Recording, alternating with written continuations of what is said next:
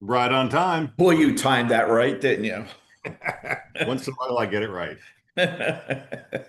Happy Friday and happy August 1st. Is it August 1st already? Yes, sir. Wow. Yep. Will's back to school. We're back to weekend time. So Jimmy Buffett was my little theme this morning. Yes. Yes, we've got another month or so of pool time, right? Before the sun gets lower. Yeah, well, still, I walked the dog this morning. I'm still sweating. Oh, It it should, was 80 degrees this morning at 7 o'clock. Ugh. my computer says 84. Cool. Well, you're Friday. by the water. You're a little Yeah, warmer. Yeah. we have a little more humidity here. Yep. It is brutally hot. Yeah, Jennifer, you're even down south even further. So, Yeah, it must be steamy down with Jennifer is. hmm All right, Joe, we've got two real important topics today for Masculine Yes. Friday. And you Hmm. did a lot of research. You want to share your screen? You want me to share mine? I'll share mine. I got Okay. it here. I got it here.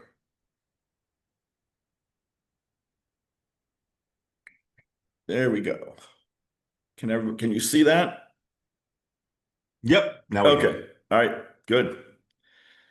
You got to So love the name. One big, beautiful bill. yeah, you gotta love this. This was very difficult to pass through Congress, and we haven't talked about how this bill really affects housing. And for all the social media gurus out there, I'm going to give you some points to get out there on your media this weekend to talk about what's happening. This is going to put thousands of dollars in every American's hands. Yes, yes. So the first thing, mortgage insurance deduction has been reinstated. Back in 2017, they took that out. That was a deduction that you could make on your mortgage. Along with your mortgage payment, you could deduct mortgage insurance. So they put that back in, which is absolutely awesome for people who have to put down less than 20%. And their PMI is a couple $100 a month, at least on some of them. Some of them Yep. even more. So, So let's say you have $200 a month in PMI, profit yep. mortgage insurance. That's Hmm. $2,400 a year you get to take right off your income tax. Right. So if you Exactly. make $100,000 a year, now you only made $97,000 a year. Right. Correct. That's what it So means. reduces that. The standard deductions for all of us have increased. So we get the standard deduction has gone up a bit, not a whole lot, but it went up a little bit. This is a big one. The SALT deductions, which your state and local taxes has increased. We'll go over that. The max amount of mortgage that can be deducted was made permanent because they changed that in 2017 and they have made it permanent so that won't change. And one important thing for investors, the 1031 tax exchange program remains intact. They did not change that. Because they threatened to take that away. Yes, they did. So mortgage insurance deduction. So this will help homeowners with the lower down payments. The average deduction will be about $2,400 for the average homeowner. That's based on your assumption, Craig, that it's $200. Hmm But I know when I first bought my house, mine was like $250 on a $300,000. So I think that's really an understatement that they made. Um, I really think it's going to be more than $2,400 for most people because I don't know where you can buy a house less than $400,000 today. So I think it's really going to be more than that. Yeah, and if you put 3.5% down, that's you're still borrowing 300 something thousand mortgage Yeah, insurance. Yeah. yeah. I agree. Yeah. So the standard deduction increases. So this helps all taxpayers. So it's going from if you're single, it's going from 14,600 dollars to 15,000. 15,000 for married filed separately. Head household 22,500. Married filing jointly is 30,000, which is two 15,000s together, right? And surviving spouses, $30,000. So that really helps homeowners. Their deductions will go up. Well, let's put that in, it helps the renters really more than the homeowners. Yep. Because homeowners get the mortgage interest deduction, but a renter doesn't get any deductions, Right. right? So the standard deduction went up, so it's putting more money in America's pockets. Correct. Right, it's taking it out of the government's trough, by the way, but it's putting it into Americans' pockets, which is going to do what? It's going to help us spend more money or save more money. Exactly. Okay. Excuse me. Some of us will save it. Some people will spend it all. So it's okay. Okay. It's okay. That's what they want to do. That's right. SALT state and local tax deduction increases. This really is very helpful for those people that have more than $10,000 because it went from $10,000 to $40,000 that you can deduct, which is, you know, a lot of our houses today we sell are $1 million houses with $30,000 of property taxes. I mean, it's right. So this increase to 40,000 will phase down to 10,000 at a rate of 30% adjusted annually. You have if you have an income over 250 for single or over 500, you won't get this deduction. The cap on the income threshold increases by 1% a year for the next 10 years. So what's that mean? That 250,000 will go up 1% every year. And that 500,000 will go up 1% for the next 10 years. So they're adjusting for inflation is what they're trying to do. So that is good news there. Maximum amount of mortgage that can be deducted has been made permanent. This was it was $1 million. They reduced it to 750 and they kept it at 750. So the 750 mortgage cap means if your mortgage amount is more than 750, you don't get to deduct the mortgage amount, the interest. So this is a good, you know, if you have somebody buying $1 million house, you may want to have them talk to their tax advisor because they may want to put more money down so their mortgage is not over $750,000. I think that's important what you just said, right? Because we're not giving tax advice. We're just reporting the news. But anything that we talk about with regarding this stuff is please talk to your tax advisor. Right. Which is what our contract says. Don't rely on us for tax information. Rely on your tax advisor. But if we're sitting there with a client who has the money and they're making an $800,000 mortgage. Yeah, talk to them and say, hey, talk to your tax advisor. It might make more sense to put an extra $50,000 down. Right, because then you'll be able to deduct a mortgage. That's a big deal, especially in some of these bigger operative word is it might make sense to do that. There's a lot of caveats to this, right? So you know they don't make this more the tax code simple for you and I, Craig, to understand it anymore. No. they really don't. I used to be able to say you can do this and this will happen, but no. Go talk to your tax advisor. The 1031 exchange program remains. This is huge for investors, for small investors, large investors. There's a lot more stuff that changed for investors. I don't want to get into that. You and I talked about that yesterday, Craig. There's some big deductions they can take right off the bat. That's something for them to talk to their tax advisor about. I don't really want to delve into that because there's so many caveats to that. Well, I'd love the 1031 exchange program because in a nutshell, what it says is the government says, you know what, rather than you paying income tax on your gain, we'd rather you reinvest the money into real estate or some like-kind exchange because it's called a like-kind exchange. And the 1031 only works for an investment property. It does not work for your personal property. It's only for investment property. Well, let's say I bought a house for $400,000 and I sold it for $800,000 and I made a $100,000 gain. Correct. Right. I would have to pay tax on that $400,000. Right. So take a 30% tax bracket. That's $120,000. So if I do a 1031 exchange, I can reinvest the entire $400,000, not just $280,000 of the money to stimulate the economy. And that's what the purpose is for, So when you have a 1031 buyer, they're pretty savvy and they're Mhm. generally fairly wealthy. Right. However, there was a time several years ago before I was working for our company. I had a woman call me and say, I'm coming in town. I sold all my properties in Chicago and I'm coming to Tampa and I want to buy properties there. And I said, well, how many properties did you sell in Chicago? She said 15. Wow. I said, are they part of a 1031 exchange? And she said, what's that? Right. So that woman had to pay capital gains on millions of dollars of tax of because she didn't do them as a 1031 exchange. And she had already sold them. It wasn't like they were pending because we could have jumped in and got her into the program. She had already sold them. She had the cash, liquid cash at that point. And once you take ownership of that cash, you're out of luck. Correct. So Which is why you need a 1031 exchanger.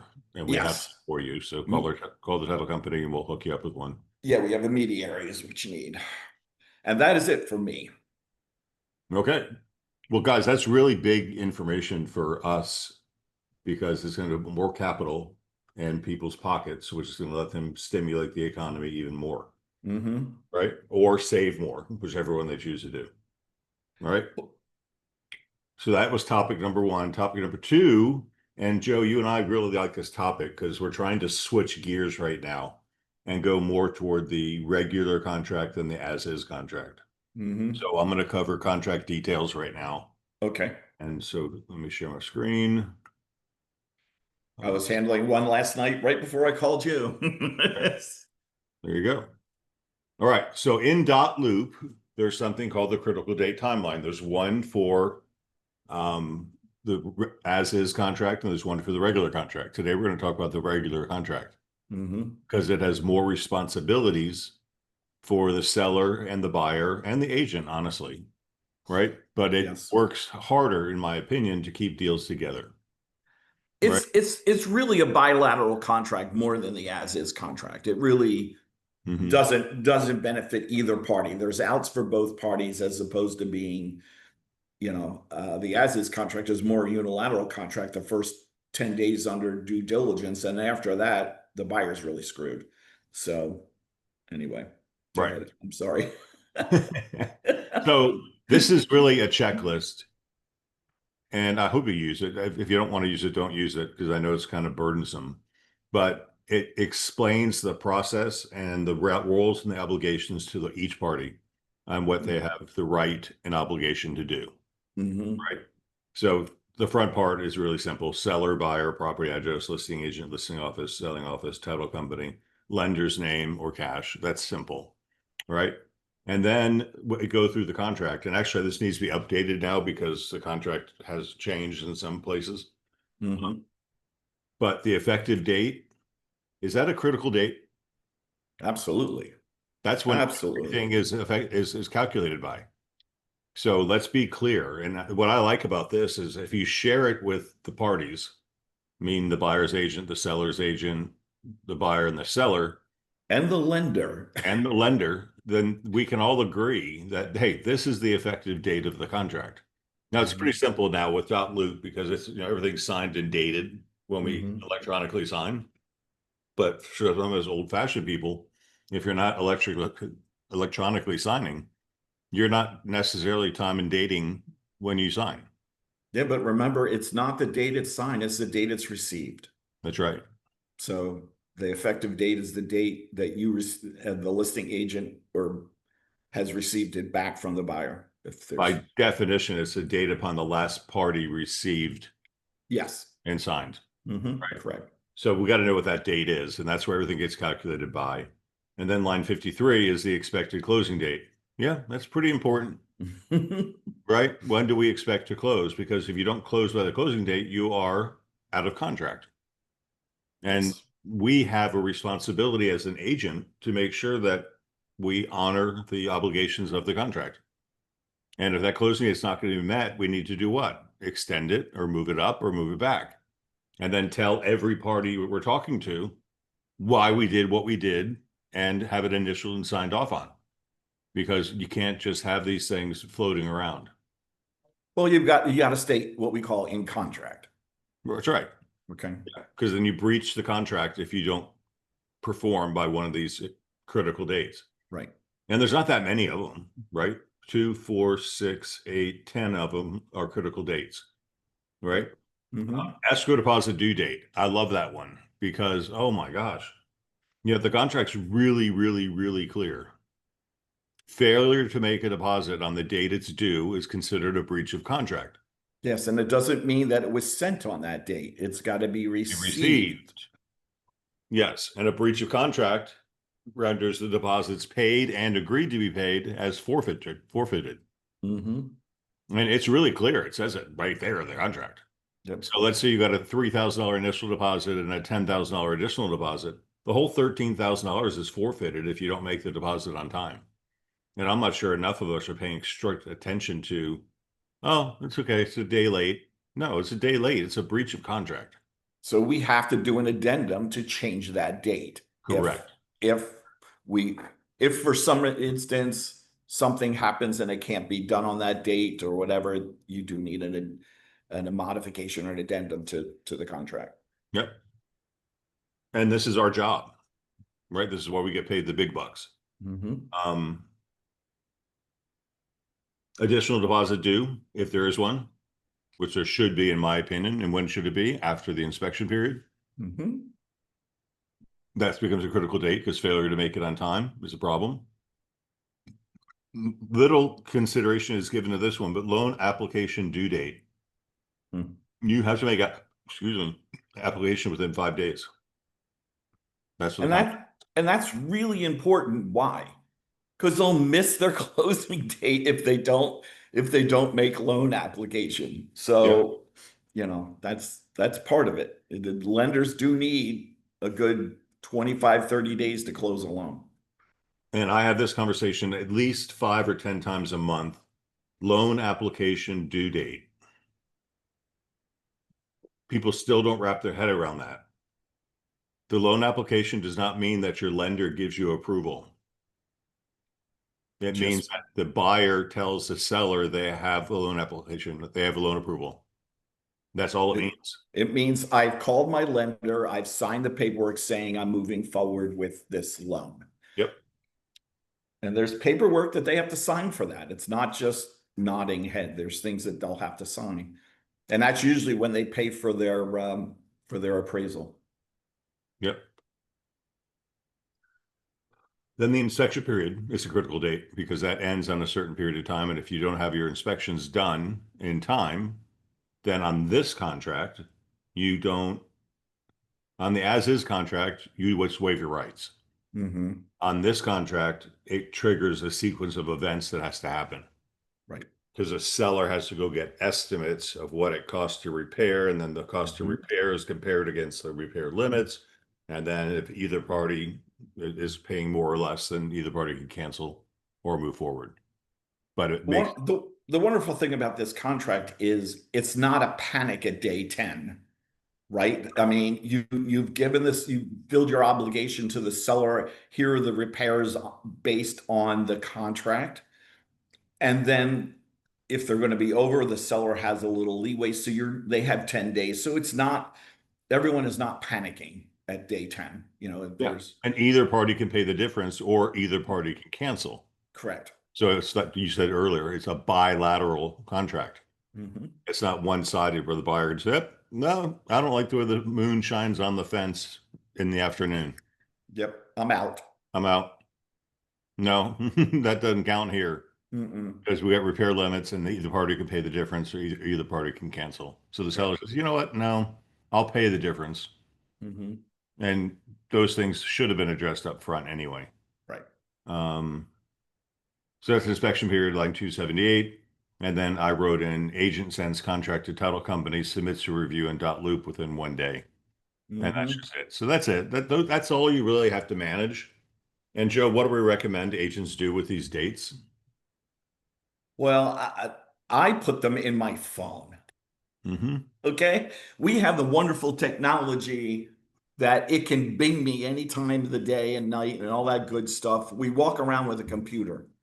So when I've been doing this for a long time. I like the communication to the seller or to the buyer. Here are our critical dates, and I explain them in a letter to them, and I give them the dates, and that's what I do. All right. So it makes it, to me, less, if I send this document to a buyer, it's not going to mean it. But if it's in a letter form explaining to them what these dates mean, Mhm. I think it carries more weight for them and they understand it a little better.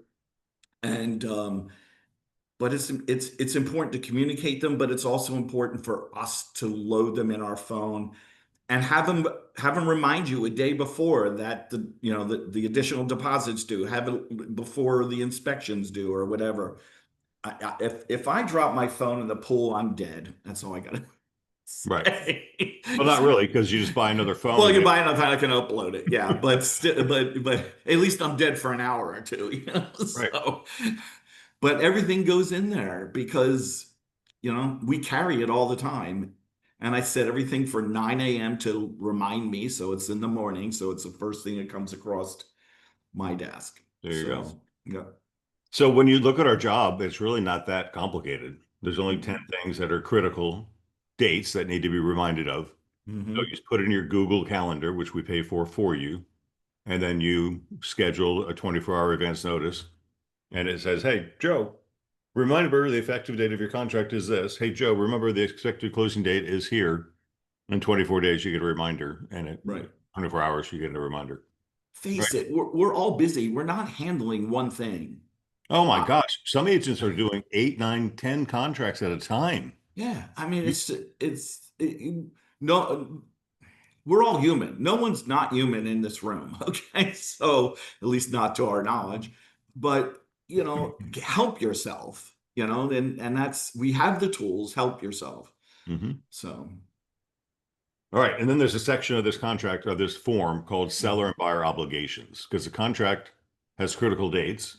Mm-hmm. There's not that many of them, but then No. there are obligations for the buyer and seller. And these obligations are different in this contract than they are in the as is, Right. right? Mm-hmm. So loan approval, buyer to notify seller of written loan approval or declination. Default is 30 days. So you write in the real date because you might have changed that, Correct. right? That's a critical obligation of the buyer to say, hey, seller, I've got my loan approval. Because what happens if the buyer doesn't say, we got loan approval? Then it's assumed he did, and the contract keeps going. That's right. And he loses his deposit if he doesn't close. Mm-hmm. Or So, what's even worse in some cases is the seller can cancel the buyer. yes, that's right. You did not give me loan approval in the loan approval time. I've got another buyer. I'm going to sell to them instead of you. Yeah. And then And they lose their house. So that's an yeah. Yeah. obligation of the buyer to make that notification. So do you think you should probably advise the buyer Mm-hmm. of that I obligation? think I think I'd be on the phone with the lender, reminding myself to call the lender to make sure that we have loan approval, and that they know when the loan approval date is. Hmm. All right, because that's Okay. important. What happens here also, and I think it's important to note, there's two things that move. One is the loan approval period, and two Mm, is the closing date.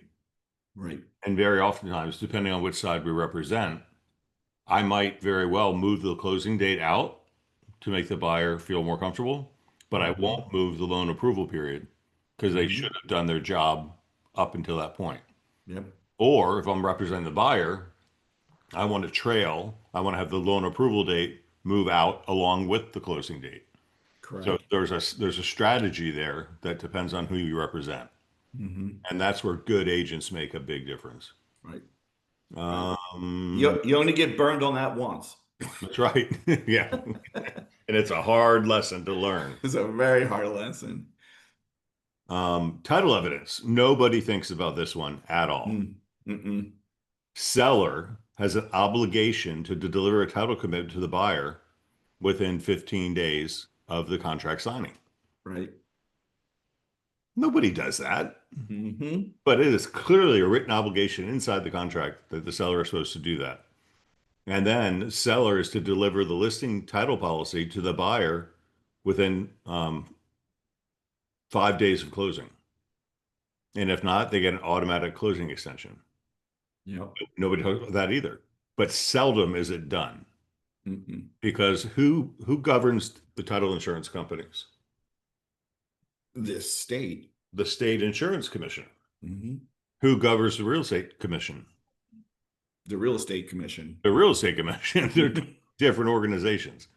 So title doesn't follow real estate rules at all. But that is a clear obligation. And I like that because, if I got a dipshit seller who doesn't want to play games, and I say, hey, you didn't deliver title policy to the buyer 5 days before closing, we get an automatic 5-day closing extension. Yeah. Ah, he can't say anything about it. It's in writing. No, it's in writing, and they've already agreed to it. They did. They did Yeah. that. The other thing in critical dates that's not there, Craig, is the critical dates for condos. Because when you add a condo in there, there's all other kinds of critical dates that are required. Oh, yeah, for sure. Review of documents and stuff like that. That's not in that critical date. So you have to, I don't know if we should put them in there or not, but yeah, I think the something to think decision of. was made back then that, if we use a condo rider, then you have to add extra days. Yeah, we might need a couple extra blank spaces in there. Mm-hmm. Yeah. Survey. Mm-hmm. The buyer has the right to perform a survey within a certain period of time. The seller has the right to give the buyer survey within the first 5 days. The seller has an obligation to give the buyer a copy of their original survey within 5 days if they have one. If they have one. Now, how do you prove they have one or not? I don't know. Well, here's the other part to it. If the seller made any kind of changes to the property, like put a pool in or put a fence in, the survey's not any good anyway. Right. So, but that is an obligation of the seller to provide a survey if they have one within 5 days of the contract. And we're not making this stuff up. It's in the contract. Right. And it's in the as of the contract too. Yes. Flood insurance. Mm-hmm. We don't talk about this one very often, but the buyer has to verify flood insurance eligibility and the right to cancel. Mm-hmm. And the default is 20 days. Yeah. So we have 20 days inside both contracts for the buyer to find out if they want the property based on flood insurance premiums. Right. Holy shit. What an escape clause that is. Mm-hmm. And what are we finding out with flood insurance these days? It ain't cheap. No, it's going up. Right? Yeah, I was talking to Jessica yesterday. She has one, I think the flood insurance was $5,400 a year on a $299,000 property. Right. Now I can justify that if I'm on the water because it costs me that much money to store my boat off site. Correct. But if I'm not on the water and I got to pay that kind of flood insurance, why? I mean, it's going to very much affect the value of that real estate. Right. It is. Home inspection. Okay, lines, we're running out of time. Okay. Buyer's inspector conducts the home inspection, default 15 days. I don't recommend going that long. And then the seller, this is where this contract differs, either makes the repairs or provides a cost of repairs to the buyer. And the buyer can choose which repairs they want made. Mm-hmm. And that's a very different position than the as-is contract. Right. And it's only for warranted items. Only for warranted items, which are clearly defined in the contract of what's Mhm. warranted and what's cosmetic. Right. And then line 151, seller, if unable to complete by closing, then it says the seller will escrow 125% of the estimated cost. Mhm. So let's say it's a $10,000 repair. We got to escrow $12,500. Mm-hmm. It's in writing. It's in the contract. It's pretty simple. Right. And then And- we've got, go ahead. No, I was just going to say, and we need to make sure we do this a day or two before, because a lot of times when you escrow money, the lender has to go back through underwriting. Right. So it's not something that's easily done at the table. All right. Otherwise, you'll be waiting for underwriting to review it again. So if you've had a lot of repairs or something like that, get in there at least the day before and check them out. Yeah. All right. So to make this simple, there's 3 inspection periods. One is for home inspection, one is for WDO, wood destroying organisms, and three is for permits. They Correct. all say the same thing. Mhm.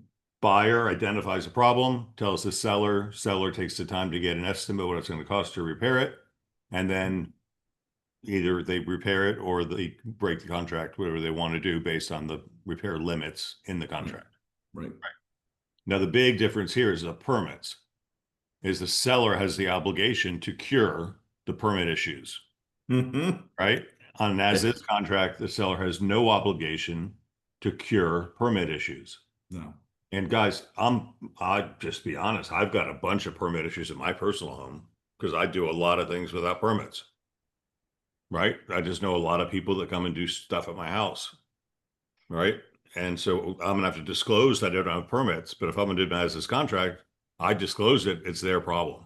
Right. If I use a regular contract, then I've got to go hire the engineer to inspect the pool to make sure it's up to standards. And then they've got to, write me a letter and I got to pay for that. And I got to go to the county records department and pay a fee to get the permit opened and closed. It's a pain in the butt. The class we did Craig, you and I and Chris did a few weeks ago when we went through this. Most people don't understand how much an as-is contract puts the onus on the buyer to do things. That's right. Because why? That contract was created because the seller, being in the bank, did not want to do any repairs, did not want to cure anything. That's what was created for distressed property. We continue to use it for not distressed property, Correct. but it was really meant for that.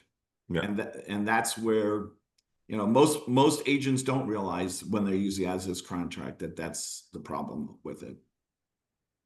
And then we wrote in paid at closing. We like paid at closings, guys. We just, it's easier for us to make sure you get paid at the closing table. We have to write you a check.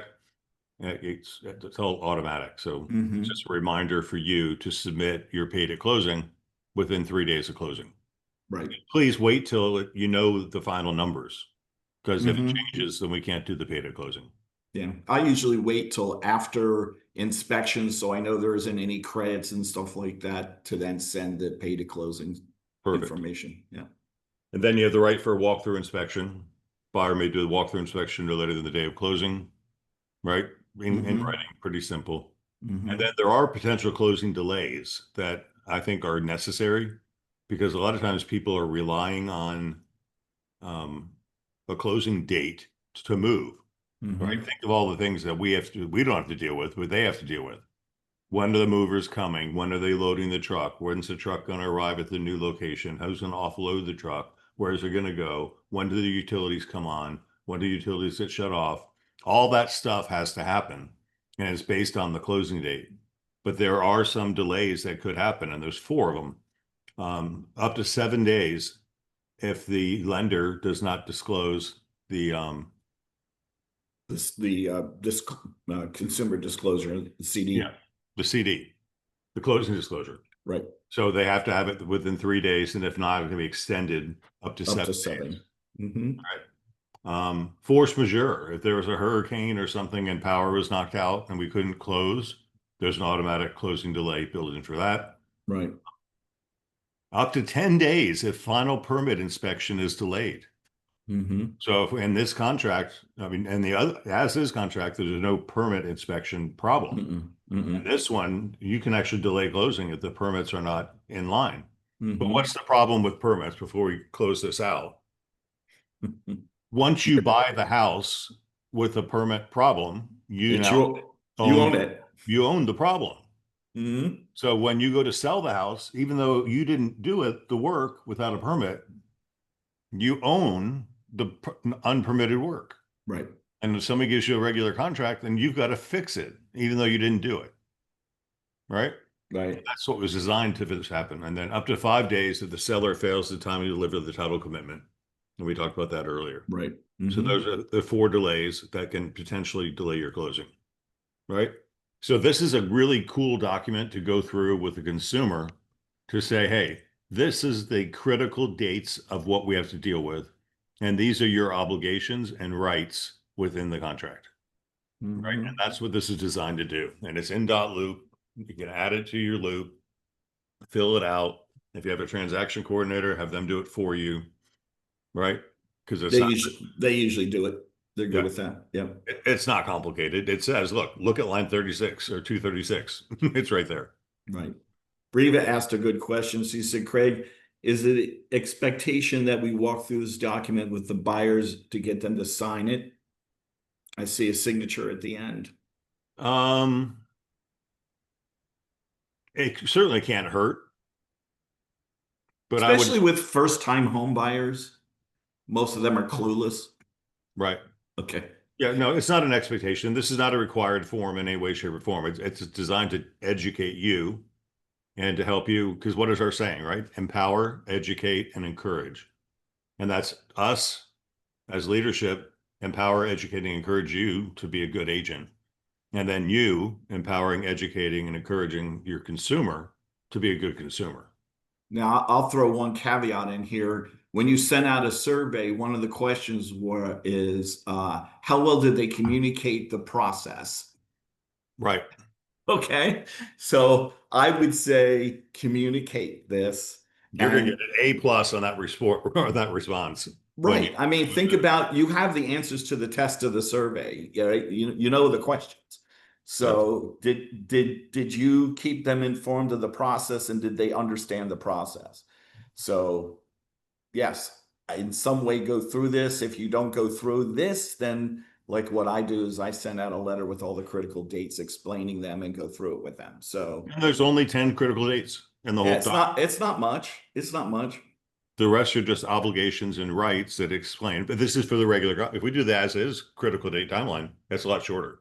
You know, Craig, every customer is different. Some need to be spoon fed. Others are don't want that. They give it to me in writing and I can read it and I understand it. So Correct. know your customer and